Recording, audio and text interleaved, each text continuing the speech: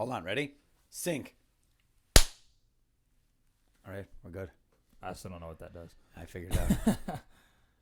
All right. So we have no idea what we're doing. Just Yes. making this very clear. We're kind of piecing it together. But it's been coming along. We've been learning, figuring it out. So, this is the first official episode of the podcast, Pursuit 365. This should also be the worst one because we still don't know what we're doing, but we're going to get better. Yeah, like this looks official, like we know what we're doing, but really we have no clue. We're still figuring it out. When I'm behind the computer screen, nothing good is happening right now. Yeah, it's kind of crazy. Well, Luke's actually back there because when we got all this stuff, it was like a Sunday. Or was it? No, it was not Sunday. No, it was Saturday, Sunday. It was a weekend. Yeah, it was a Friday. Okay. It was a Friday. I don't know what day it was, but essentially, Luke is single with no kids and no obligations besides work, so he had all the fun time to sit here and play.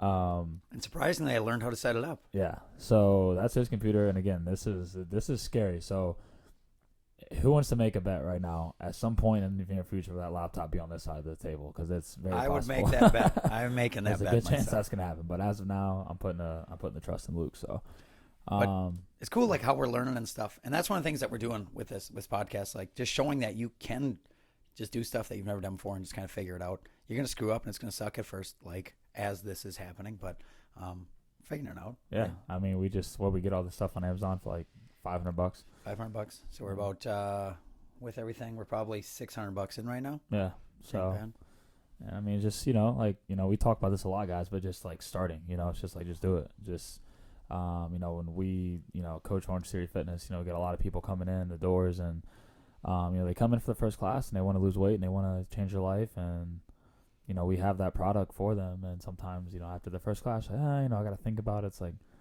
well, what are you waiting to start? Or someone's like, well, like, let me get in shape first. It's like, okay, well, this is why you come to Orange Theory, or this is why you start a program. Like if you wait and wait and wait, there's never a right time. I mean, financially, of course, there can be road bumps. Obviously, that's probably one of the biggest things. But, when it comes to a lot of things like fitness and, business and like Luke said the quote one time, it's the most successful people aren't the people who have the most money. It's the people who just start doing stuff. Mm-hmm. Which I think is important. So yeah, and as soon as you start, that's when you're going to start the learning process, right? So when we did this literally 4 days ago, where I'm at with this computer, I have no idea. But I watched a bunch of videos, I pieced it together. I don't think we're right yet, but it's recording. So it's stuff, you know what I mean? But like we're learning and it's just going to get better. Yeah, because it's like 3:47, and we wanted to record at like 3:20. And then the last little bit was just watching YouTube videos to make sure we had all this set up right. So, which we still don't know how it's going to turn out. But here it is.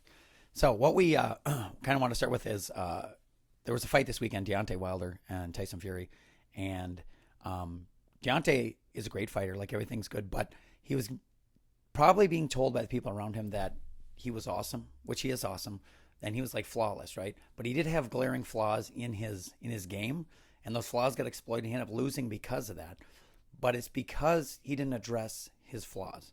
So I think a lot of times we'll have people around us that we should have people that are supporting us, but if people are always telling you you're awesome, that's a red flag because we all make mistakes. Yeah, and I think what Luke's point with this is going back to the fight real quick for those guys who are fight fans or maybe watch the fight, but even if you didn't watch the fight, I mean, you can still learn from it. But and we're not saying this from a point where Luke has fights. I've never actually had a boxing fight, but it's the point of like, if you're constantly getting your ego boosted on a daily basis and you're never hearing any, hey, maybe try to work on this a little bit, I mean, I don't care how perfect someone is, but there are also things they can work on. But if you're never getting any constructive feedback or constructive criticism, or if you're never looking to get better, like if on a 24/7 basis, all you're getting told is, man, you're so great, man, you're so awesome, man, like I don't really see like where you can improve. It's like your mindset is now, like, you don't need to improve. Like, you don't need to work as hard. You don't need to, oh, okay, I'm cool. Like, I got it. Like, I don't need to worry. Like, I don't need to,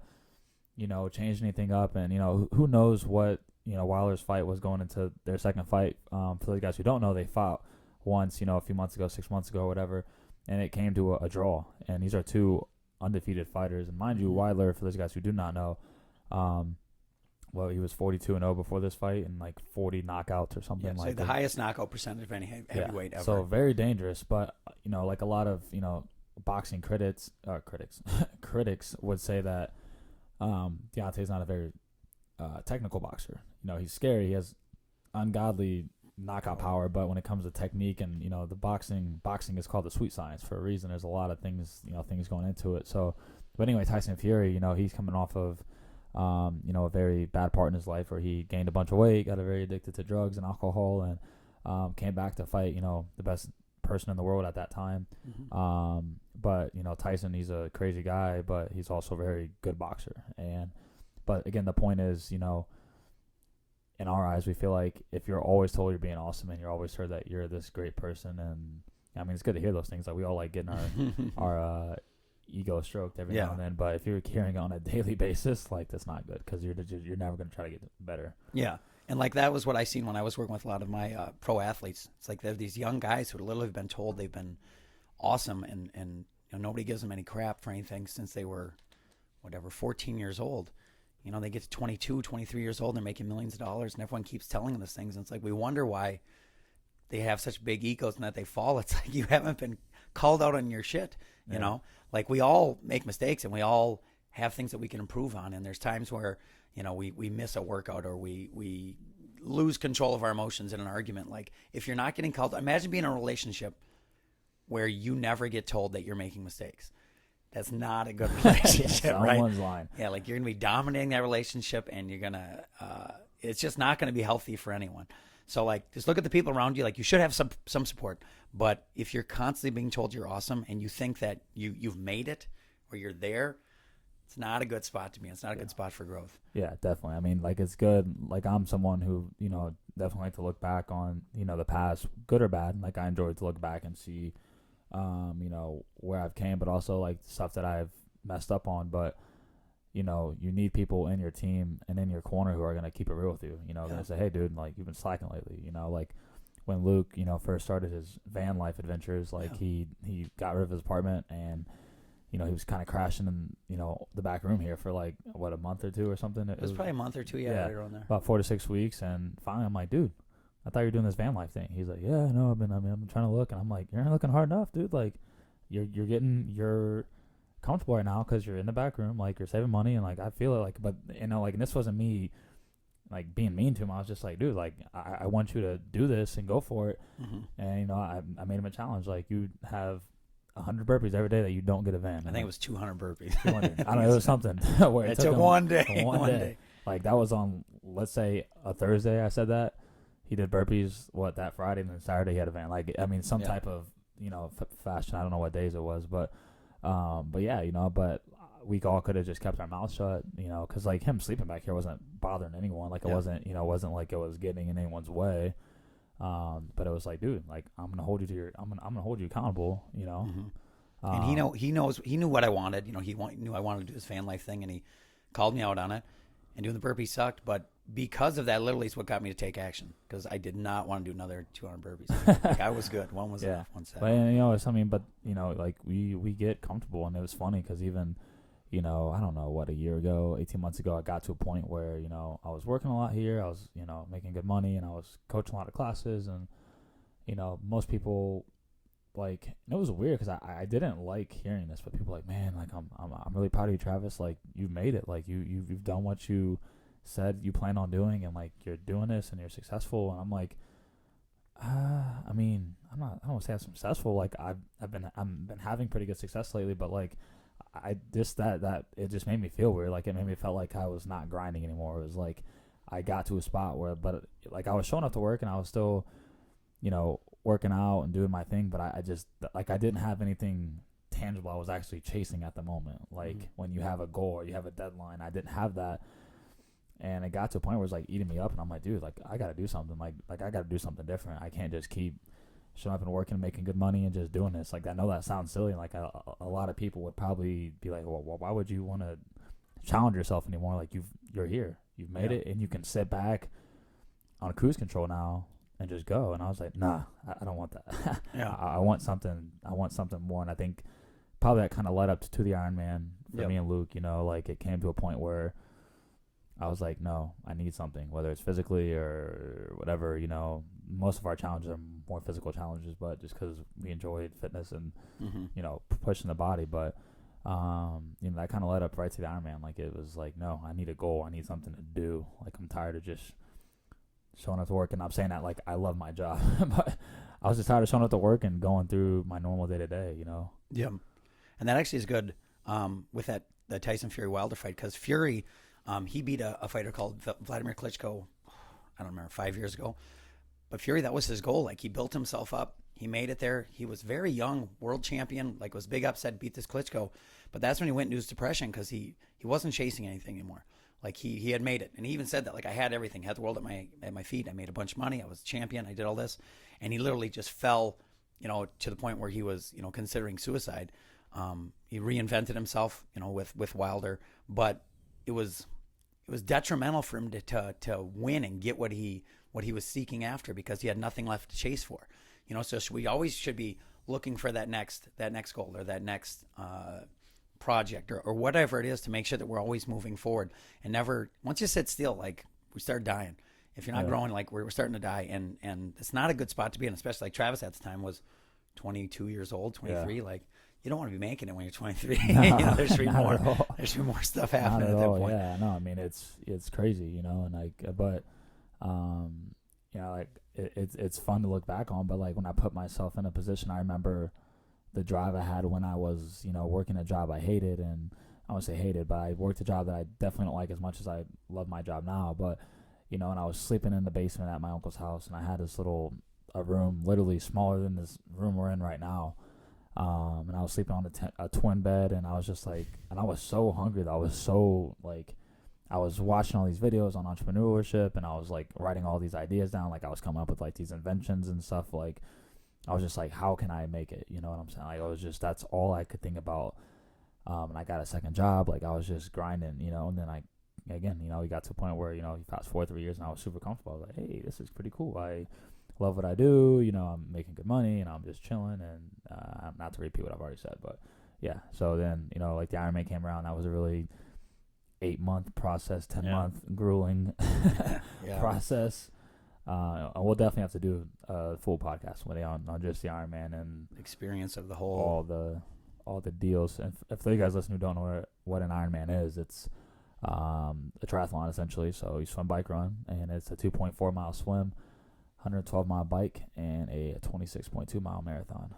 Yeah, we did it, and our swim got canceled because of an algae growth. So we're like, we didn't feel legit like we did the full thing, and we didn't want to train anymore. So it's like, let's do it next weekend. Yeah. So we did one just in home here. Like 6 days later, and it was freezing water. Like, we'll put a video of that. That was terrible, but it was a good learning experience, and probably the hardest thing physically I've done. Yes. For sure. For sure. Definitely getting off the marathon, the one we did here, was definitely the hardest thing I've ever done. And then coaching 4 classes immediately after, because we timed it poorly. But yeah. So, so guys, I mean, just kind of to recap this, because this is going to be our first video, and we are cutting it close here on time.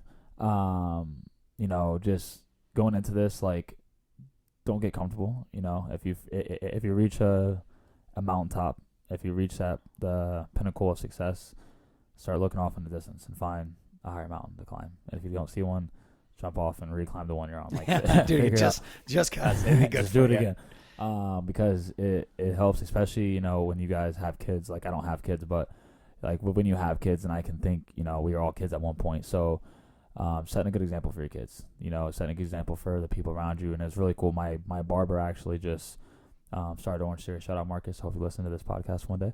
But he just started Orange Theory, and I've been getting my haircut by him for 6 years now. And actually, to touch on this, he actually brought this up to me. I just got my haircut like 3 or 4 days ago, and he's like, "Hey man, like, I just want to say, like, congrats." Like, and I was like, "About what?" He's like, "Yeah, I was thinking the other day, like, I remember you getting your haircut by me when you were landscaping, when you were in a point of your life where you weren't happy, and." I haven't watched you grow, but he's like, I've seen you come in here from getting your haircut as a 20-year-old landscaper to now getting a haircut as a 24-year-old, like, manager and head coach of a business, of something that you swore to me that you were going to do, and you did it. So, like, congrats. I was like, oh man, thanks. Like, it was weird. It was like a weird little feeling, but he now, he joined Orange Theory, and I've been talking to him for like 3 years about it, obviously, since I started.